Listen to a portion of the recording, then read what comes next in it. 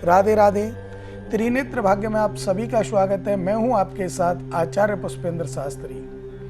आज हम बात करेंगे, आपके जीवन में बहुत सारी समस्याओं के साथ साथ एक बहुत बड़ी समस्या आ जाती है और वो समस्या है आपके मानसिक संतुलन को लेकर, टेंशन को लेकर। अनेक प्रकार की चिंता क्यों हमारे मन में प्रवेश करती है, क्यों हमारा मन किसी कार्य में नहीं लगता, क्या कारण है, कुंडली में ऐसा कौन सा दोष बन जाता है, किस ग्रह के कारण वो दोष बनता है जिससे हमारी मानसिक चिंताएं घटने का नाम नहीं लेती, सिर्फ बढ़ती चली जाती है।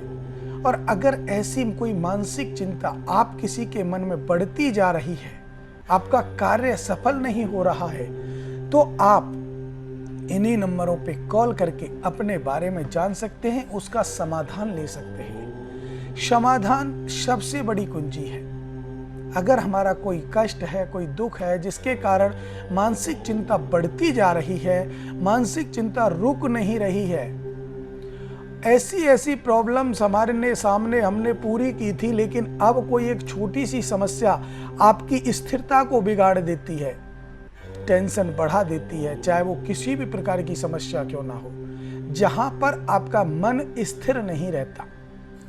कुंडली में देखते हैं कि कौन सा भाव ऐसा है जिसके कारण हमारा मन स्थिर नहीं रहता और किस भाव में कौन सा ग्रह बैठने से भी मन स्थिर नहीं होता, संगति कैसे बिगड़ जाती है, क्यों हमारी टेंशन बढ़ती चली जाती है। और कभी कभी ऐसा होता है, उन्हीं टेंशनों के साथ साथ हम इतने व्याकुल हो जाते हैं कि हम कोई अनर्गल कार्य कर लेते हैं जिससे हमें जेल जाने के रास्ते जो हमारे हैं वो खुल जाते हैं और हमें जेल जाना पड़ता है। कोई नहीं चाहता कि जेल जाए, कोई नहीं चाहता कि किसी के दामन पर दाग लगे, कोई नहीं चाहता कि बीमार हो, कोई नहीं चाहता कि उसको मानसिक चिंता मिले। सिर्फ सब चाहते हैं तो सभी चाहते हैं कि हम सुखी रहें, हमारा परिवार सुखी रहे, हमारे रिश्तेदार सुखी रहे, हमारा गांव समाज सुखी रहे। सब कुछ यही हमारे एक उसूल के माध्यम से हम जो नियम बना देते हैं, उन नियमों के माध्यम से हम आगे बढ़ते हैं और आगे चलते चले जाते हैं। तो बात हम करेंगे, मानसिक चिंता क्यों प्रबल हो जाती है, क्यों बढ़ जाती है। देखिए, तन भाव को हम विशेष रूप से देखते हैं। तन भाव के बाद छठे घर को, षष्ठ भाव को देखेंगे, उसके बाद नवम भाव को भी देखेंगे और उसके बाद हम देखेंगे आपके द्वादश भाव को। कुंडली के इन चारों भावों में हमें एक चीज कॉमन मिलेगी, वो मिलेगी कि हमारी मानसिक स्थिति कैसी है।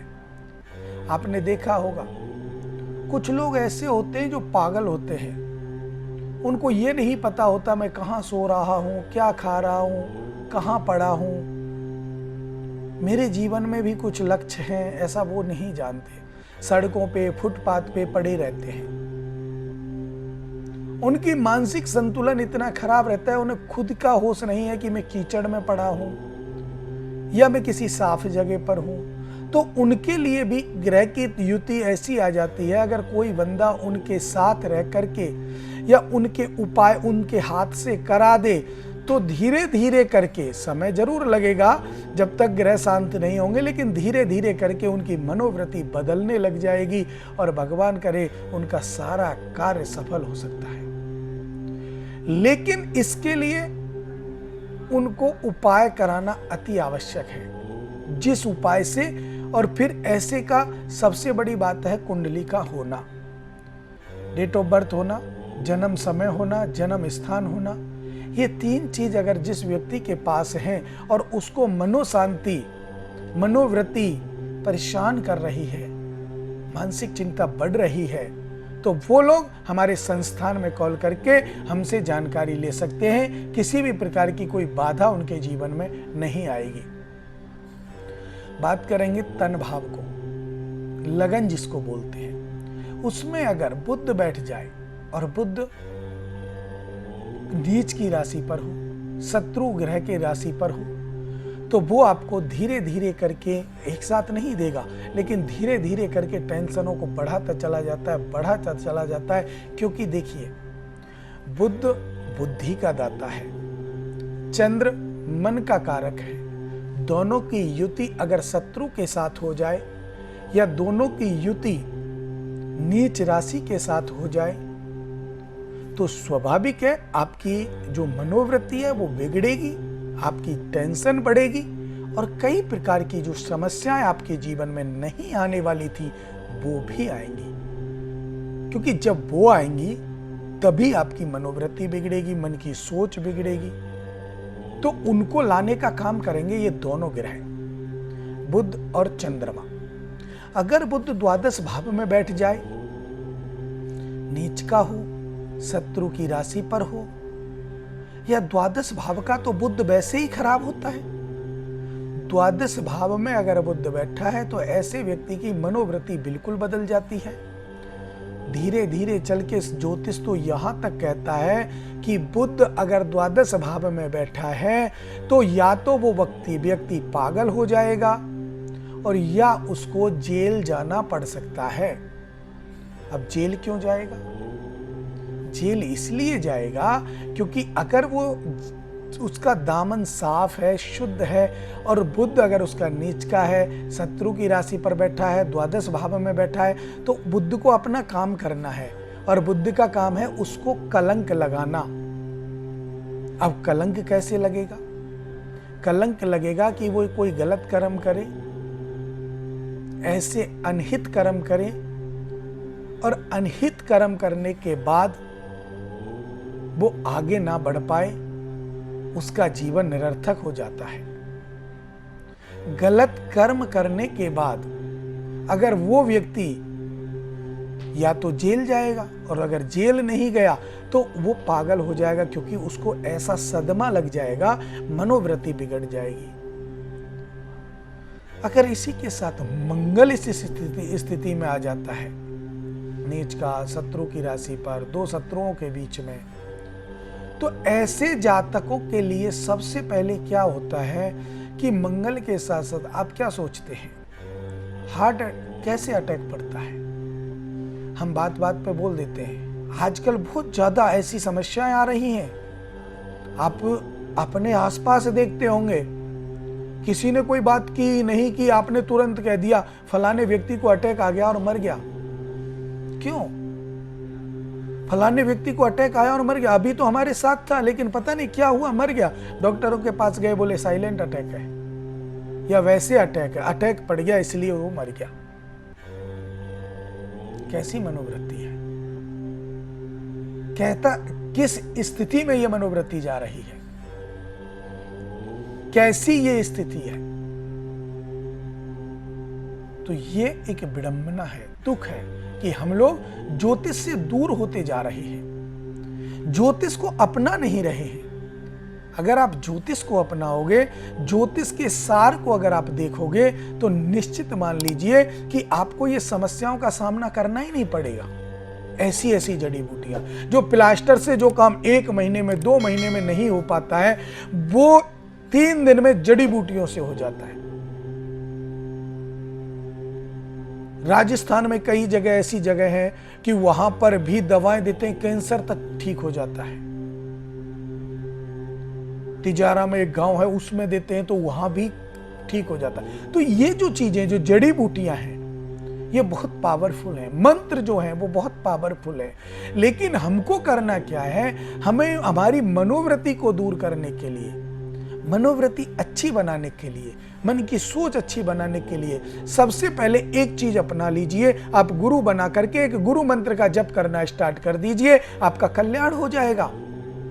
और जिस दिन गुरु मंत्र सिद्ध हो गया, उस दिन आप कुछ भी कार्य कर सकते हैं। जब तक आपका गुरु मंत्र सिद्ध नहीं होता तब तक आपको सिद्ध करना है। भागवत जी में भी आता है, हमारे व्यास आचार्य जितने भी हैं सब बोलते हैं कि गुरु बिन ज्ञान नहीं, गुरु बिन मान नहीं, गुरु बिन पान नहीं उस पानी का।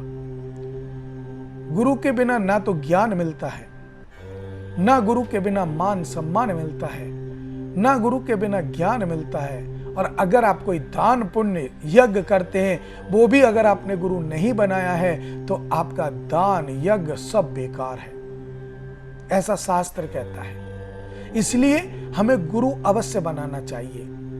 और जब तक आप गुरु नहीं बनाएंगे, तब तक आप कितना भी दान व्यापार कुछ भी आप करें, पुण्य करें, यज्ञ करें, आपका कार्य निष्फल ही रहेगा, सफलता नहीं मिलेगी। क्योंकि कहते हैं कि जब ग्रह की दशा बदलती है, ग्रह की अंतर दशा बदलती है, प्रत्यांतर दशा बदलती है, तब वो अपना स्वरूप आगे दिखलाता है, तब वो अपने जीवन को आगे लाता है, ग्रहों की स्थिति को बढ़ावा देता है। अब ग्रह के ऊपर होता है कि वो शत्रु ग्रह है या वो नीच का ग्रह है। शत्रु से शत्रु मिलेगा तो झगड़ा होगा, स्वाभाविक है।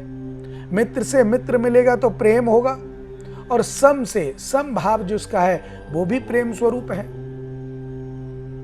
तो ये सब मनोवृत्ति हमारी जब बदल जाती है तो वो ग्रहों के कारण बदलती है। बुध द्वादश भाव का अगर है और वो उस अवस्था में है जो मैं बता चुका हूं, नीच की हो या शत्रु की राशि पर है, तो वो या तो मेंटलिटी को बिगाड़ेगा, पागल कर देगा, मेंटल बना देगा, या फिर कोई ऐसा कर्म आपसे कराएगा कि आपको जेल जाना पड़ सकता है। और जेल जाओगे तो आपको कलंक लगेगा। इसी सब बातों के ऊपर जब कलंकित हम हो जाते हैं, हमारा स्वरूप कलंकित हो जाता है, तो हमारा बुद्ध समझ लीजिए प्रबल है। अब मैं आपका उसको समाधान की बात करूंगा। अगर ऐसी आपकी कुंडली में है तो आप क्या समाधान कर सकते हैं? पहले तो बुद्ध को देखिए, वो मारक का स्वामी है या कारक का स्वामी है। कुंडली आपको बताएगी कि वो मारक का स्वामी है या कारक का स्वामी है। जब कुंडली आपको बताए कि अगर वो मारक का स्वामी है, तो आप उसका दान करना स्टार्ट कर दीजिए। हरी वस्तुओं का दान करना, लड्डू का दान करना, हरे वस्त्रों से दूर रहना, खुद ना पहनना। और अगर वो मारक का कारक का स्वामी है, तो आप उसकी पूजा करना स्टार्ट कर दीजिए, आपको लाभ मिलेगा। अब मुझे दें इजाजत। राधे राधे।